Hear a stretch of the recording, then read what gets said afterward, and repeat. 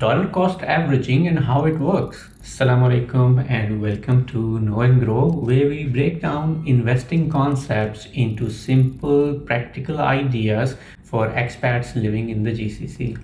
Ever feel unsure about when to invest, now, later, or wait for the market to go lower? There's a simple strategy that removes the guesswork. It's called dollar cost averaging or DCA.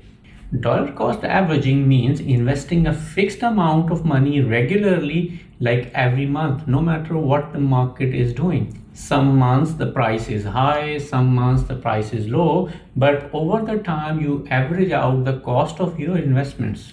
Let's say you invest $500 every month in a global ETF. In 1 month you buy at higher price and get fewer units. Next month the price drops and you get more units for the same amount. Over time, you collect more units at a better average price without stressing about market timing. It keeps you consistent, it builds discipline, and it helps you avoid emotional investing like panic buying when markets are high or panic selling out of fear when the market falls. As an expat with a steady monthly income, DCA fits naturally into your budget.